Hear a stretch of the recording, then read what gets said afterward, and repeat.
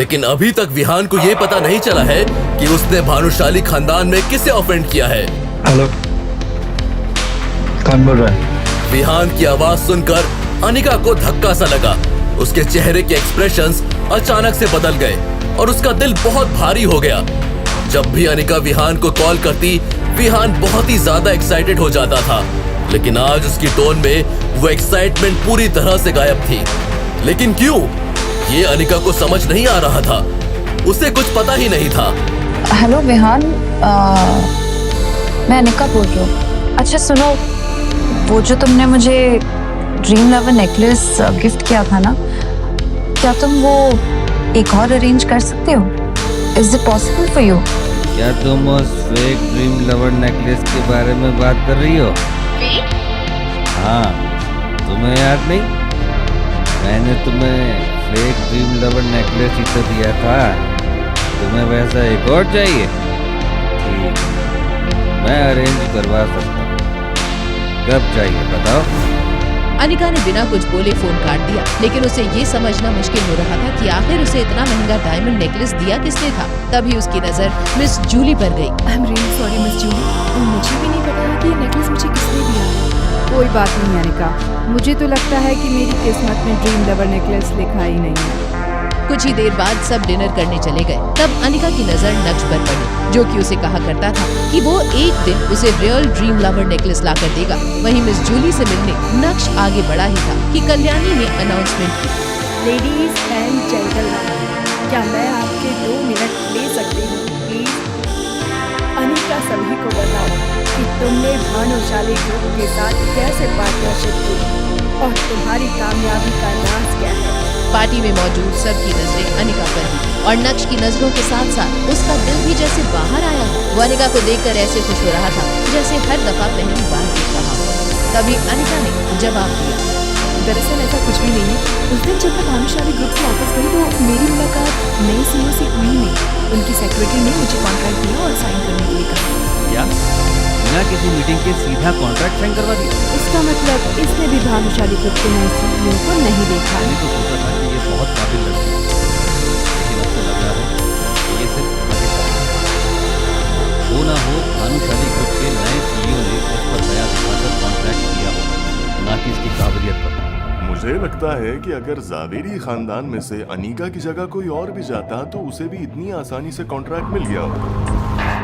नवीन सही कह रहा है अनिका, तुम्हें भानुशाली ग्रुप का ये कॉन्ट्रैक्ट बहुत आसानी से मिल गया क्योंकि इसके पीछे नवीन के भी बहुत सारे एफर्ट्स थे। सबसे पहले तो नवीन ही वहाँ गया था, तो उसने तो अपना और जावेरी खानदान का परचम पहले ही लहरा दिया था। मैंने सुना है कि कुछ दिन पहले ही भानुशाली ग्रुप ने शिवानी नाम के एक आर्टिस्ट के साथ कॉन्ट्रैक्ट साइन किया है। मैं जावेरी खानदान को उस आर्टिस्ट की सस्ती से सस्ती डील ला कर दूंगा। पूरा नेगोशिएशन मेरा होगा और जल्द ही वो आर्टिस्ट हमारा एक ऐड भी करेगी। नवीन, तुम्हें बहुत अच्छे से पता है कि जावेरी खानदान में कंट्रीब्यूट कैसे करना है।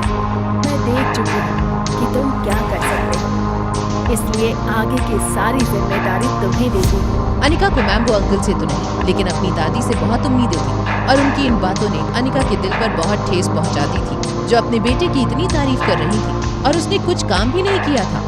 वहीं खड़ा नक्श भी ये सारी बातें शांति से सुन रहा था। तभी मैम्बो अंकल ने टोस्ट करते हुए कहा, आज की पार्टी मेरी तरफ से है। जिसको जो भी खाना है पीना है वो खा पी सकता है, सब कुछ फ्री है।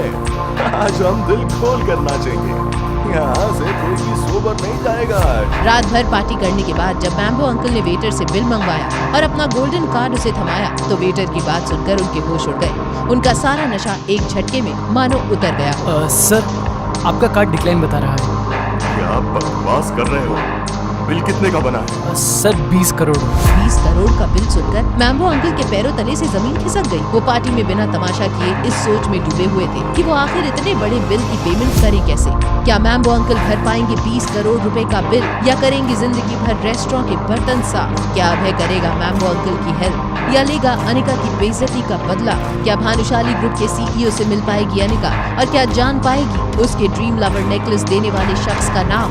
ये जानने के लिए देखिए अगला एपिसोड सिर्फ पॉकेट एफएम के YouTube चैनल पर। और इंस्टा एम्पायर के सारे एपिसोड्स को सुनने के लिए डिस्क्रिप्शन में दी गई लिंक से डाउनलोड कीजिए पॉकेट एफएम ऐप। आज की पार्टी मेरी तरफ से है। जिसको जो भी खाना है पीना है वो खा पी सकता है, सब कुछ फ्री है।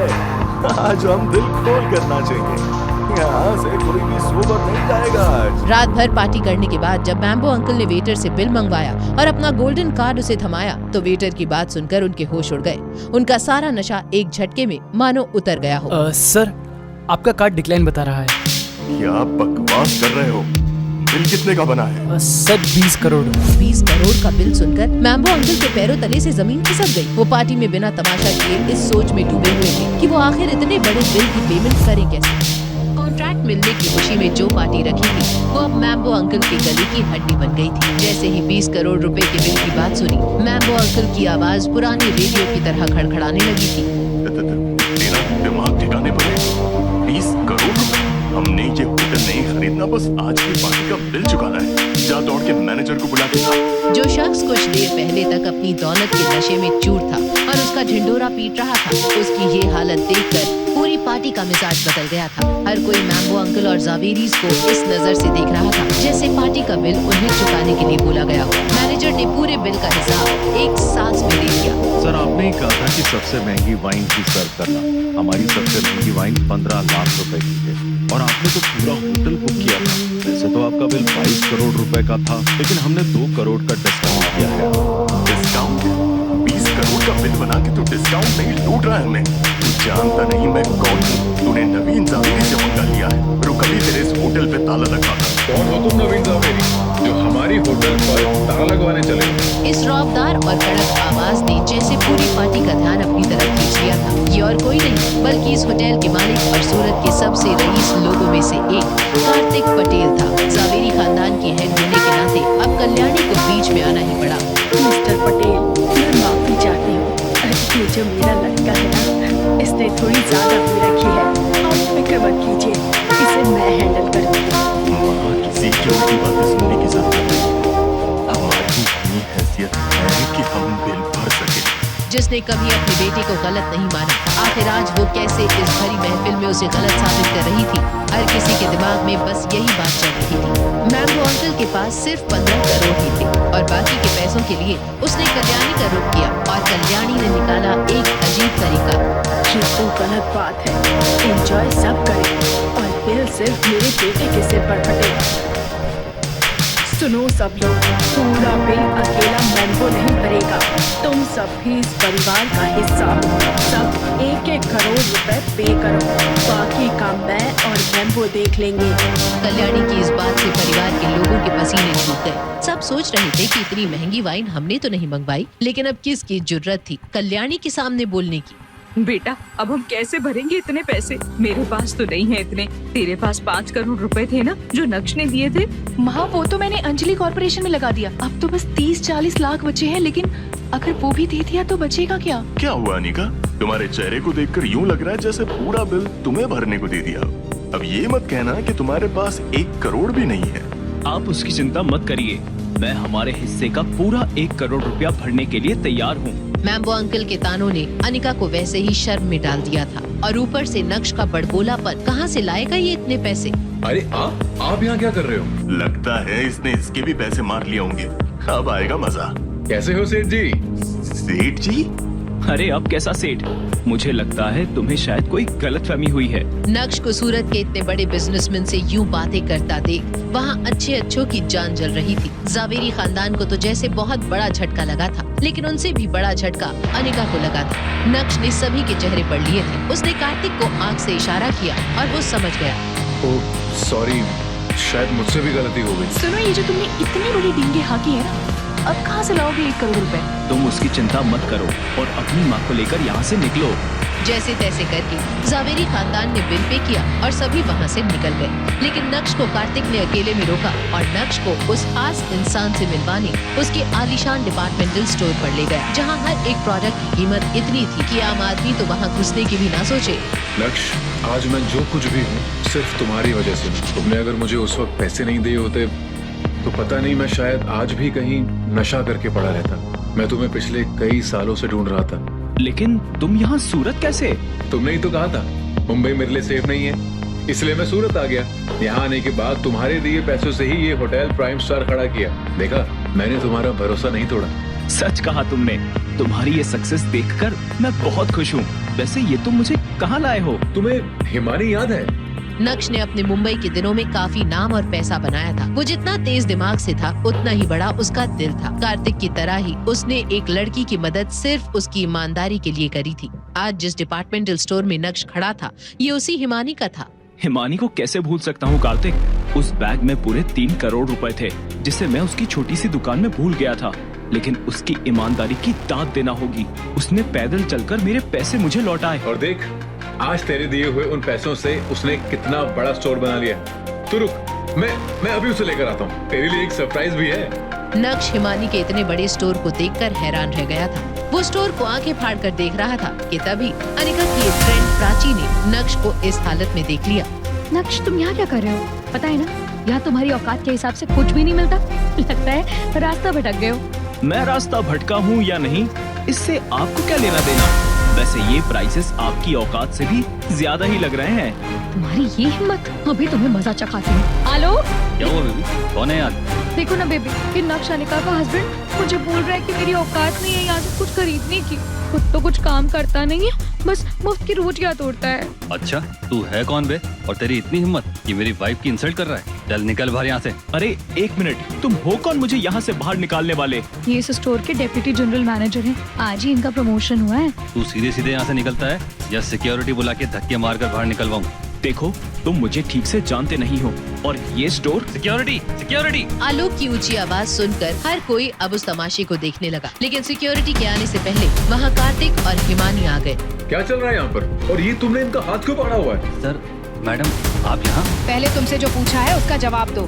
मैडम कुछ नहीं, ये आदमी यहाँ पर कस्टमर से बदतमीजी कर रहा था तो इसलिए। तो इसीलिए अब तुम हाथापाई करोगे? सर आप कैसी बात कर रहे हैं? मैं ऐसे थोड़ी मारने वाला था, बस डरा रहा था। मुझे भी मालूम है किसी पे हाथ उठाने से हमारे स्टोर का नाम ही खराब होगा। हिमानी, इतनी इम्पोर्टेंट पोजीशन पर ऐसा इंसान सही है तुम्हारे कंपनी के लिए।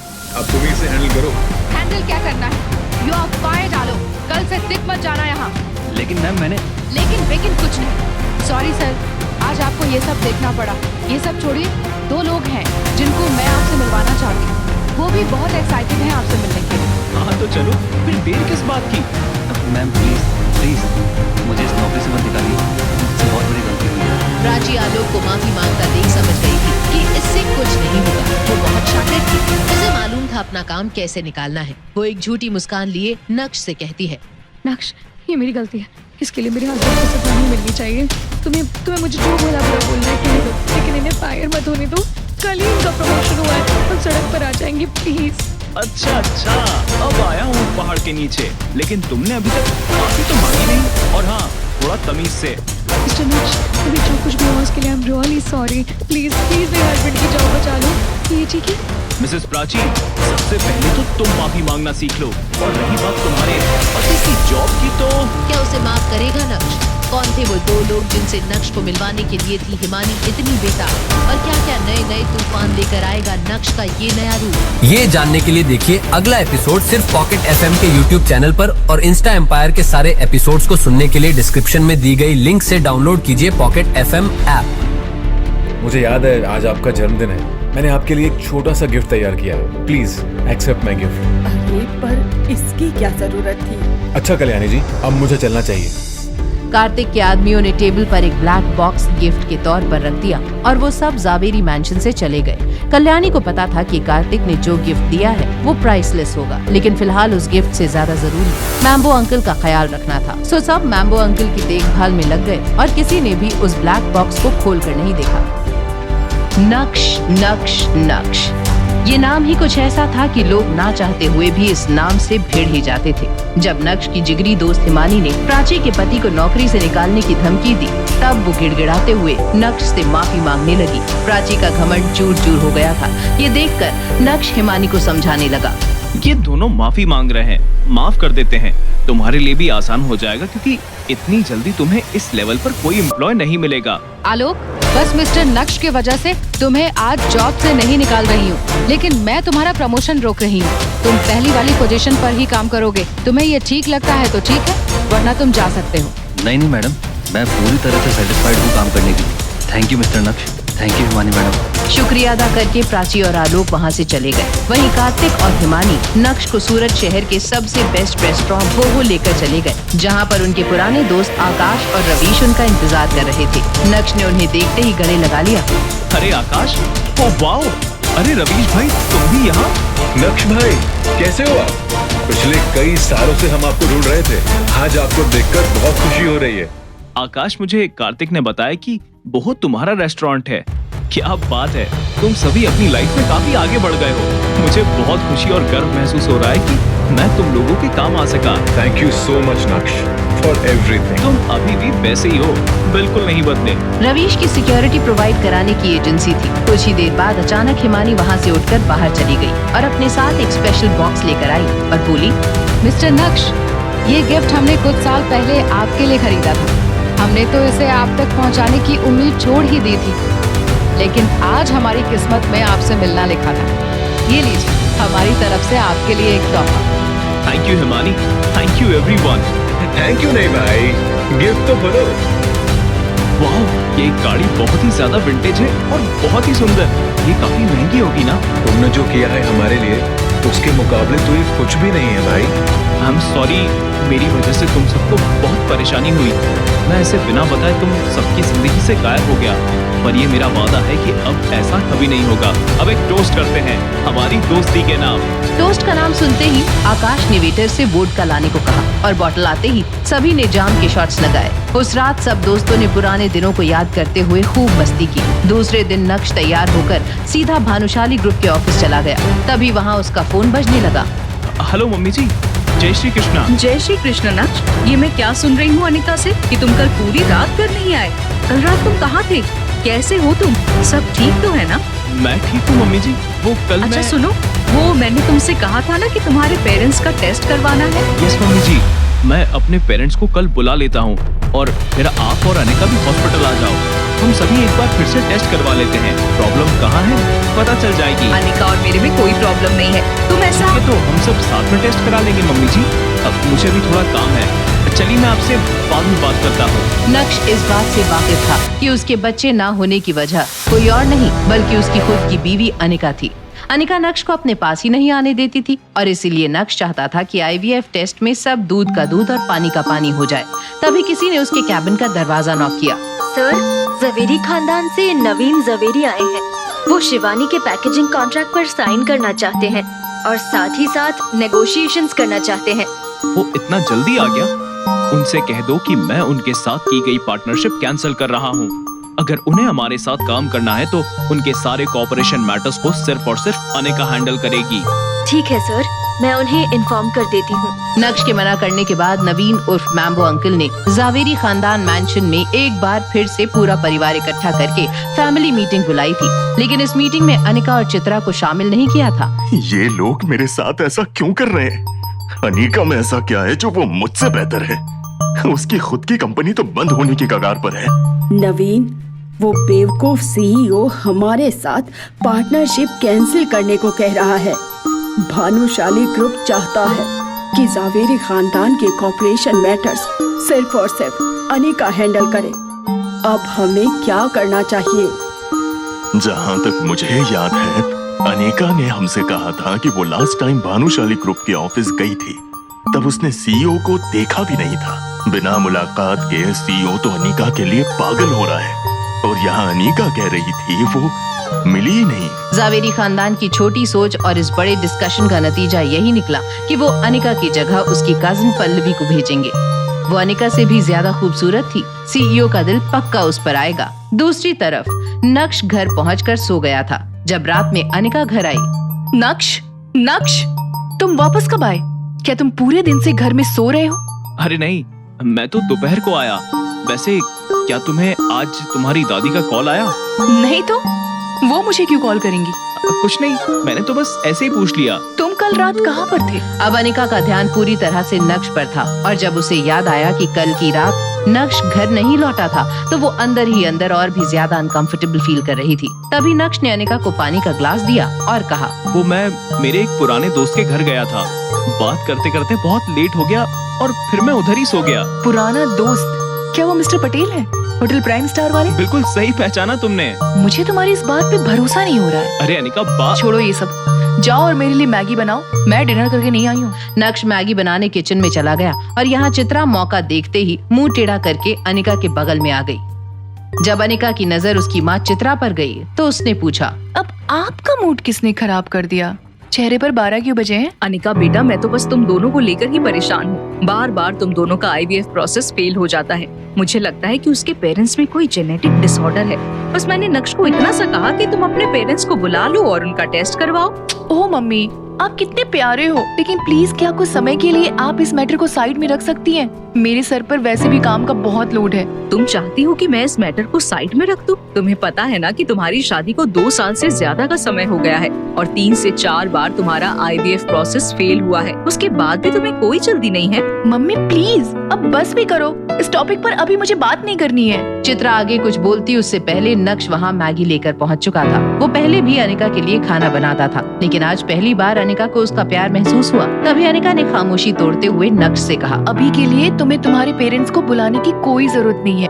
हम इस बारे में फिर कभी बात करेंगे। ठीक है, जैसा तुम बोलो। नक्श अपनी खुशी पूरी तरह से जाहिर नहीं कर पाया। ये बहुत बड़ा दिन था। अनिका ने नक्श के लिए चित्रा के सामने स्टैंड लिया, वो भी इतनी बड़ी बात पर। अगले दिन जब नक्श अपने ऑफिस पहुंचा तो उसकी सेक्रेटरी नंदिता फौरन अंदर आई। सर, जवेरी फैमिली ने कोलैबोरेशन की बात डिस्कस करने के लिए किसी को भेजा है। उनका नाम पल्लवी जवेरी है। उनसे कह दो सर आज बिजी हैं। पल्लवी के साथ वही हुआ जो होना था। जब उसने अपनी हार की ये खबर कल्याणी को सुनाई तो उसका चेहरा गुस्से से लाल हो गया। कल्याणी अब बेबस थी और उसके पास अनिका को कॉल करने के अलावा और कोई चारा नहीं था। दूसरी तरफ अनिका अपनी माँ चित्रा के साथ शॉपिंग कर रही थी। इसी बीच अचानक से अनिका का फोन बजा। हेलो दादी। अनिका, आज तुम्हारी दादी को तुमसे एक हेल्प चाहिए। क्या तुम अपनी दादी की हेल्प करोगी? हेल्प? बेटा, बात ऐसी है कि हमारे और भानुशाली ग्रुप के बीच में जो पार्टनरशिप हुई है उसे लेकर मैंने ये तय किया है कि अब उसे सिर्फ और सिर्फ तुम हैंडल करोगी। तुम्हें कल भानुशाली ग्रुप जाना होगा और उनसे बात करनी होगी। सॉरी दादी, आपने ये मैटर मैम्बो अंकल को संभालने के लिए दिया था, तो मुझे लगता है कि अब आपको मैम्बो अंकल को ही सारी प्रोसेस की रिस्पॉन्सिबिलिटी देनी चाहिए। चलिए दादी, मेरे पास और भी बहुत काम है, बाद में बात करती हूँ। जय श्री कृष्णा। यहाँ अनिका खुश थी दादी को ना बोलकर, तो दूसरी तरफ नक्श प्राइम स्टार होटल पहुँच गया था कार्तिक के साथ लंच करने के लिए, जहाँ कार्तिक उसका एक ब्लैक कलर के बॉक्स के साथ इंतजार कर रहा था। आओ नक्श, बैठो। ये लो, इसे मैंने खास तुम्हारे लिए प्रिपेयर किया था। इस अमानत को मैं पिछले 4 सालों से अपने साथ संभाल कर रखा है। कार्तिक, तुम मुझे पहले ही एक बहुत बड़ा गिफ्ट दे चुके हो। अब मैं इस अमानत को नहीं ले सकता। ये चीज मेरे किसी काम की नहीं है। मेरी हेल्थ एकदम परफेक्ट है। तुम पहले भी कमजोर थे और अभी भी कमजोर नजर आ रहे हो, इसीलिए स्पेशली इस चीज को मैंने तुम्हारे लिए ढूंढा था। इस बात से नक्श थोड़ा हैरान हुआ, लेकिन कार्तिक की बात भी सही थी कि तभी कार्तिक का फोन बजने लगा। फोन उठाने के बाद कार्तिक के एक्सप्रेशंस कुछ ज्यादा ही सीरियस हो गए थे। कॉल रखने के बाद कार्तिक ने नक्श से कहा, माफ करना दोस्त, मुझे लगता है कि आज का लंच तुम्हें अकेले ही करना पड़ेगा। कुछ जरूरी काम आ गया है और उसे तुरंत सेटल करना है। मैं समझ गया, जल्दी जाओ और अपना काम खत्म करो। मैं इस अजीब गिफ्ट को चेक करता हूँ तब तक। कार्तिक के जाते ही नक्श ने फौरन उस बॉक्स को खोल दिया। उसके बीच में काले रंग की एक पिल थी जिसे वो तुरंत निगल गया कि तभी अचानक से उसे अपने पेट में एक तेज दर्द का एहसास हुआ। कुछ ही सेकंड्स में उसका पूरा शरीर कांपने लगा और देखते ही देखते नक्श बेहोश हो गया। क्या कार्तिक लेना चाहता है नक्श की जान? आखिर अब कैसे आएगा नक्श को होश? कैसे बच पाएगा नक्श उस ब्लैक पिल वाले जहर से? आखिर क्या होगा नक्श का अंजाम? ये जानने के लिए देखिए अगला एपिसोड सिर्फ पॉकेट FM के YouTube चैनल पर और इंस्टा एम्पायर के सारे एपिसोड्स को सुनने के लिए डिस्क्रिप्शन में दी गई लिंक से डाउनलोड कीजिए पॉकेट FM ऐप। कार्तिक के जाते ही नक्श ने फौरन उस बॉक्स को खोल दिया। उसके बीच में काले रंग की एक पिल थी जिसे वो तुरंत निगल गया कि तभी अचानक से उसे अपने पेट में एक तेज दर्द का एहसास हुआ। कुछ ही सेकंड्स में उसका पूरा शरीर कांपने लगा और देखते ही देखते नक्श बेहोश हो गया। कार्तिक की दी हुई दवा नक्श ने बिना सोचे समझे खा ली थी। घंटों बेहोश रहने के बाद जब उसे होश आया तो उसे सही से दिखाई नहीं दे रहा था। वो होश में आ ही रहा था कि तभी उसने वहाँ अनिका को अपने बेहद करीब पाया। अनिका के इतने पास होने से नक्श की बेचैनी बढ़ने लगी। इस बार मुझे एम्बैरस मत करना, कुछ अच्छा गिफ्ट लेकर। कैसा गिफ्ट अनिका? कल दादी का बर्थडे है नक्श, याद तो है ना? तो इस बार प्लीज कुछ ढंग का गिफ्ट लेकर आना। ये कहकर अनिका वहाँ से चली गई, पल भर के लिए ही सही, लेकिन अनिका को अपने इतने करीब पाकर नक्श खुश तो था, लेकिन उसे एक दुख भी साथ ही साथ सता रहा था। बर्थडे तो कल मेरा भी है, पर शायद वो किसी को याद नहीं। चल नक्श, सो जा, तेरी किस्मत में ही नहीं है बर्थडे मनाना। अगली शाम कल्याणी दादी की बर्थडे पार्टी में शहर के सारे जाने माने बिजनेसमैन मौजूद थे। पार्टी में शामिल चित्रा और अनिका भी नक्श का इंतजार कर रहे थे। कुछ ही देर बाद नक्श वहाँ एक बड़े से लकड़ी के बॉक्स के साथ आया। उसे देखते ही चित्रा ने कहा, ये क्या लेके आ गए हो नक्श? आपकी बेटी गिफ्ट में देने के लिए लाए हो? नहीं, ये तो बस रहने दो अब तुम। एक काम बोला था अनिका ने, वो भी ठीक से नहीं कर सके। छोड़ो इसे, अब बस इतना करना कि उन गिफ्ट के बंडल के बीच इसे छुपा कर रख देना, ताकि तुम्हारे साथ साथ हमारी भी बेइज्जती ना हो। मुझे लगता है नक्श, कभी कभी मैं तुमसे बहुत ज्यादा उम्मीद कर लेती हूँ। उस लकड़ी के बॉक्स में क्या था ये जानने से पहले ही अनिका और चित्रा भड़क गए थे। नक्श आगे कुछ कहता कि तभी अनिका की कजिन पल्लवी स्टेज पर जाकर कल्याणी दादी को एक डायमंड पेंडेंट पहनाने लगी। हैप्पी बर्थडे दादी, ये मैंने स्पेशली आपके लिए मंगाया है इंग्लैंड से। थैंक यू मेरी बच्ची, पर इतने महंगे गिफ्ट की क्या जरूरत थी? दादी, मैंने इतनी खुशी से पेंडेंट ढूंढा है आपके लिए और आप ऐसे बोल रही हैं। अरे बेटा, आई नो तुम मेरे लिए बेस्ट चीज ही लेकर आओगी।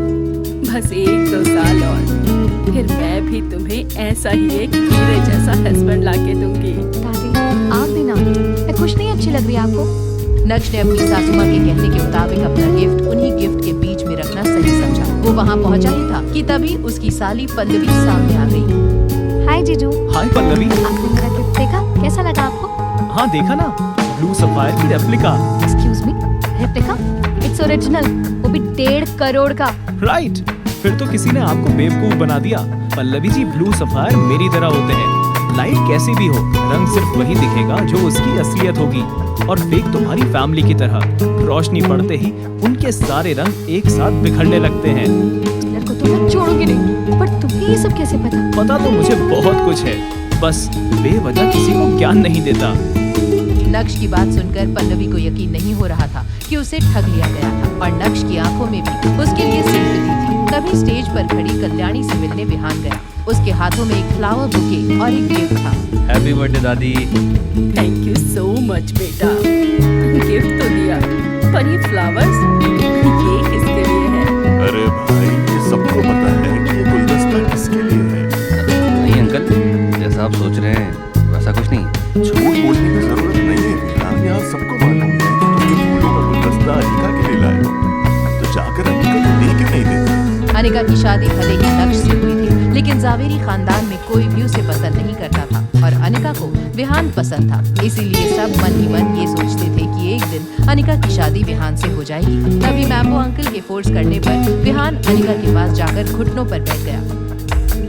अनिका, मैं तुमसे बहुत दिनों से कुछ कहना चाहता हूँ। मुझे नहीं लगता कि इससे अच्छा कोई और टाइम हो सकता है। प्यार में लोग पागल होते हैं, लेकिन इतना ज्यादा कि दूसरों की वाइफ से प्यार करने लगे, ऐसा बहुत कम होता है। विहान का ये तमाशा देखकर नक्श का गुस्सा 7वें आसमान पर पहुंच गया था। विहान आगे कुछ कहता उससे पहले ही नक्श ने उसका कॉलर पकड़कर उसे एक थप्पड़ मारा। तेरी हिम्मत कैसे हुई मेरी बीवी को प्रपोज करने की? आज मैं तुझे नहीं छोड़ूंगा। नक्श, प्लीज यहाँ तमाशा मत करो, छोड़ो उसे। हाथ किससे उठाया तूने? अपनी औकात भूल गया क्या? पूछ अपनी बीवी से, उससे प्यार करती भी है क्या? वो मुझसे प्यार करती है या नहीं, उससे फर्क नहीं पड़ता। मैं उससे बहुत प्यार करता हूँ। नक्श, हाथ जोड़ रही हूँ, प्लीज प्लीज मेरे लिए छोड़ दो विहान को। क्या नक्श उतार देगा विहान के प्यार का भूत? क्या नक्श को चुकानी पड़ेगी अपने गुस्से की कीमत? और अब कौन सा मोड़ आएगा अनिका और नक्श की इस कहानी। ये जानने के लिए देखिए अगला एपिसोड सिर्फ पॉकेट एफएम के यूट्यूब चैनल पर और इंस्टा एम्पायर के सारे एपिसोड्स को सुनने के लिए डिस्क्रिप्शन में दी गई लिंक से डाउनलोड कीजिए पॉकेट एफएम ऐप। नहीं अनिका, आज मेरे हाथों से इसका अंत होगा। अनिका ने नक्श की आंखों में इतना गुस्सा पहले कभी नहीं देखा था। उसके सर पर जैसे खून सवार हो गया था। लेकिन जैसे ही अनिका से उसकी नजरें मिली, अनिका की आंखों में डर देखकर नक्श ने फौरन विहान को छोड़ दिया। तभी मैम्बो अंकल ने कहा, तुझे इस पार्टी में बुलाना ही एक गलती थी। पता नहीं भाई साहब ने कैसे अनिका की शादी तुमसे करा दी। तुझे तो यहाँ से लात मार के निकालना चाहिए। सही कहा, बिल्कुल वैसे ही मैम्बो अंकल जैसे भानुशाली ग्रुप के ऑफिस से आपको निकाला गया था। अच्छा, तो तुझे वहाँ के बारे में भी पता है? नक्श बहुत सह लिया तुझे, अब और नहीं। सॉरी मैम्बो अंकल, नक्श का वो मतलब नहीं था। रहने दो अनिका, कोई एक्सप्लेनेशन देने की जरूरत नहीं है। तुम्हारे ये मैम्बो अंकल पैसे के पीछे पागल हैं। मैम्बो अंकल के गुस्से का घड़ा भर चुका था। नक्श आगे कुछ कहता कि तभी मैम्बो अंकल ने एक जोरदार मुक्का नक्श की ओर घुमाया। मुक्का चेहरे तक पहुंचता कि तभी नक्श ने बड़ी आसानी से उनका हाथ हवा में ही पकड़ लिया। विहान, तुम्हारे प्यार का भूत उतर गया या मैं और उतारूं? ये सब क्या बदतमीजी है नक्श? गेस्ट को डरा धमका कर भगा रहे हो। माफ कीजिएगा दादी जी, पर इन सब की जिम्मेदार आप भी हैं। ये जानते हुए कि अनिका मेरी पत्नी है, आपने विहान या मैम्बो अंकल को रोकने की कोशिश तक नहीं की। उल्टा स्टेज पर खड़ी होकर तमाशा देख रही थी। नक्श के गुस्से से पूरे पार्टी हॉल में सन्नाटा पसर गया था। मैम्बो अंकल भी पीछे हट गए थे। विहान तो भीगी बिल्ली के जैसे कल्याणी दादी के पीछे छिप गया था। नक्श आगे कुछ कहता, तभी उसकी सासू माँ चित्रा ने उसे जोर का एक थप्पड़ मारा। बदतमीज, तुम्हारी हिम्मत कैसे हुई मम्मी जी से ऐसे बात करने की? तुझे हम यहाँ लेकर आए और तू हमारी ही इज्जत हवा में उछाल रहा है। तू शायद भूल गया है। ठीक कहा मम्मी जी आपने। मुझे लगा था कि एक दिन शायद आप लोग मेरी अहमियत समझोगे, पर अब और नहीं। आज से मेरा और जावेरी खानदान का कोई लेना देना नहीं। जा रहा हूँ मैं, और अब तभी लौटूंगा जब कल्याणी देवी मुझसे माफी मांगेगी। इतनी बड़ी स्पीच दे दी तूने, अब उसका एप्रिसिएशन तो बनता है। पीछे देख अपने नक्श, आज तेरी सारी अकड़ ना निकाल दी तो मेरा नाम भी नवीन जावेरी और मैम्बो नहीं। नक्श ने जैसे ही पीछे मुड़कर देखा, 50 से 60 आदमी हाथ में रॉड और चाकू लिए नक्श की ओर दौड़ते आ रहे थे। उनके पीछे से एक 50 से 55 साल का सफेद दाढ़ी और काले कुर्ते में एक आदमी शेर की तरह आ रहा था। उसकी मौजूदगी से सारे हॉल में खौफ की लहर दौड़ गई। इरफान भाई, इस शहर में आपके रहते हुए कभी किसी ने मुझे हाथ लगाने की कोशिश नहीं की, लेकिन आज मुझ पर हाथ उठाने की जुर्रत करी। बस कर मैम्बो, और कितना मक्खन लगाएगा? तूने मुझे मदद के लिए बुलाया, मैं आ गया। अब बता कौन है वो? वही जो आपके सामने खड़ा है इरफान भाई। तो कहीं देखा देखा सा लगता है, पर अब किसी और को नहीं दिखेगा। तू गुजरात शहर में रहकर मुझे नहीं जानता क्या? हाँ, तुझे भी जानता हूँ और समझ सकता हूँ। ये तू नहीं, तेरी जवानी का खून उबाल मार रहा है। अब आपकी डायलॉग बाजी खत्म हो गई हो तो आगे क्या करना है वो बता दीजिए प्लीज। मुझे आप लोग के सामने बीन बजाने के अलावा और भी काम है। नक्श इससे आगे कुछ बोलता, उसके पहले इरफान भाई का चाकू नक्श की गर्दन पर आ गया और वहाँ खड़े इरफान भाई के आदमी सिर्फ उनके इशारे का इंतजार कर रहे थे। ये सब देख रही अनिका और चित्रा सहम गई थी और वहीं मैम्बो अंकल की खुशी बढ़ती ही जा रही थी। क्या नक्श का ये एटीट्यूड डाल देगा उसकी जान को खतरे में? कैसे करेगा नक्श इतने लोगों का अकेले सामना? क्या इस हादसे के बाद बढ़ जाएगा अनिका के दिल में नक्श के लिए प्यार या बढ़ेगी दूरियां? ये जानने के लिए देखिए अगला एपिसोड सिर्फ पॉकेट एफएम के यूट्यूब चैनल पर और इंस्टा एम्पायर के सारे एपिसोड्स को सुनने के लिए डिस्क्रिप्शन में दी गई लिंक से डाउनलोड कीजिए पॉकेट एफएम ऐप। के गर्दन पर इरफान भाई ने चाकू रखा था और वहाँ खड़े इरफान भाई के आदमी सिर्फ उनके इशारे का इंतजार कर रहे थे कि कब नक्श की हड्डियां तोड़ने का मौका मिले। तभी नक्श ने इरफान भाई से कुछ ऐसा कहा जिससे इरफान भाई सदमे में आ गए। इरफान भाई, किसी जमाने में आपको सुल्तान के नाम से जाना जाता था। उस सुल्तान को किसी ने मुंबई शहर से भागने के लिए मजबूर कर दिया था। क्या आप जानते हैं वो इंसान कौन था? ये सब बातें तुझे कैसे पता? खैर, अब कोई फर्क नहीं पड़ता क्योंकि तू बस 2 पल का मेहमान है। तो इस 2 पल के मेहमान की आखिरी इच्छा समझकर एक काम करो। याद करो कि मुंबई में कार्तिक नाम के लड़के से जब पंगा लिया था तब किसी ने तुम्हारी बैंड बजाई थी। सोचो सुल्तान, सोचो। ये मुझसे क्या हो गया? ओह माय गॉड, इरफान भाई इस कचरे के आगे झुक कैसे रहे हैं? और ये सुल्तान आखिर है कौन? क्या इरफान भाई ये सुल्तान तो नहीं? माफ करना मालिक, मुझे पता नहीं था आपके बारे में, मुझसे गलती हो गई। मालिक? ये नक्श को मालिक क्यों बोल रहा है? इरफान भाई ये आप क्या कर रहे हो? आप इस लड़की की हड्डी पसली एक क्यों नहीं कर रहे? जब मैम्बो अंकल को इरफान भाई से जवाब नहीं मिला तो वो गुस्से से तिलमिला उठा। वो नक्श को एक जोर का घूसा मारने के लिए जैसे ही उसके पास तेजी से बढ़ने लगा, इरफान भाई ने मैम्बो अंकल को जोर की लात मारी, जिससे वो जमीन पर धूल चाटने लगा। इरफान भाई इतने गुस्से में था कि उसने मैम्बो अंकल को उठाया और उसे जबरदस्त तमाचे मारने लगा। तू हमेशा दूसरों को नीचा दिखाने से पहले नहीं सोचता। तेरी वजह से आज मैं मरते मरते बचा। अब मैं तुझे जिंदा नहीं छोड़ूंगा। इरफान भाई, मुझसे कोई गलती हो गई क्या? ये मत भूलो कि जब आपके साथ कोई नहीं था तब मैं आपके साथ खड़ा था। इतनी जल्दी भूल गए वो दिन जब मैंने आपको मुंबई से यहाँ आने के लिए मदद की थी। तुझे लगता है कि तू जो भी करता है सही करता है। आज तेरे साथ मैं एक सही काम करता हूँ, रुक। अपने बेटे की इस हालत को देख कल्याणी ने जावेरी परिवार के कुछ जवान लोगों को आगे भेजा, लेकिन उन्होंने जैसे ही इरफान भाई के हाथों में चाकू देखा, सबके कदम मानो जम से गए। इरफान भाई नक्श के आगे नजरें झुकाकर खड़ा था। मालिक, मुझे माफ कर दीजिए, मैं बेवकूफ था जो मैम्बो की बातों में आ गया। जो कुछ भी हुआ उसे भुला दीजिए और मुझे जाने दीजिए। मैं ठीक है, कोई बात नहीं। और इतने में नक्श को कॉल आया। जैसे ही नक्श ने मोबाइल स्क्रीन की तरफ देखा तो वो थोड़ा सहम सा गया और वहाँ से बिना कुछ बोले निकल गया। आज तो बाल बाल बच गया। अरे रुको, बस हो गया। लेकिन इरफान भाई क्यों? तूने ऐसा क्यों किया? तू कितना बड़ा इडियट है मेरा। इतना सब कुछ होने के बाद भी तुझे समझ नहीं आया कि नक्श कोई छोटा मोटा आदमी नहीं है। और मैं आज बोलूंगा और आखिरी बार बोलूंगा, आज के बाद मेरे नाम का गलत इस्तेमाल मत करना। आज से तेरा और मेरा रिश्ता खत्म। इतना बोलने के बाद इरफान भाई अपने आदमियों को लेकर वहाँ से चला गया और जावेरी खानदान को अचानक से होश आया और वो मैम्बो अंकल के पास दौड़ते हुए आए। मैम्बो, तुम ठीक तो हो? ज्यादा तो नहीं लगी? मामू, ठीक तो हो ना? ज्यादा तो नहीं मारा? बैग लेकर आऊं क्या? जब मैं मार खा रहा था तब तुम बुत बन के खड़े थे। अब बड़ी फिक्र हो रही है मेरी। मुझे ठीक होने दो, एक एक को देख लूंगा। नहीं मामू, हमने पूरी कोशिश की आपको बचाने की। चुप, गाड़ी निकालो, हम सीधा घर जाएंगे और सारे गेस्ट को भी लेके चलो। मैं इस तरह अपने लोगों को घर नहीं भेज सकता। मैम्बो का आदेश सुन सब गाड़ी में बैठ गए और जावेरी मैंशन की ओर निकल गए। जैसे ही सब मैंशन पर पहुंचे, वहां 6 लग्जूरियस कार्स खड़ी थी। दूसरी कार की फ्रंट सीट पर एक खास शख्स बाहर आया। क्या बात है, कल्याणी देवी की वाकई में बहुत इज्जत है। मिस्टर पटेल पर्सनली यहाँ आए हैं। मिस्टर पटेल की क्या कहने? उन्हें अगर हम जैसे लोग दूर से ही देख लें तो ये हमारी ही किस्मत है। वेलकम मिस्टर पटेल, आप हमारे घर आए, ये हमारी खुशकिस्मती है। जी, ऐसा बोलकर मुझे शर्मिंदा मत कीजिए। अच्छा, क्या नक्श यहाँ पर है? नक्श तो यहाँ पर नहीं है। ओह ठीक है, अगर नक्श यहाँ पर नहीं है तो मैं आप लोगों को ज्यादा डिस्टर्ब नहीं करूँगा। मुझे याद है आज आपका जन्मदिन है। मैंने आपके लिए एक छोटा सा गिफ्ट तैयार किया है। Please accept my gift. पर इसकी क्या जरूरत थी?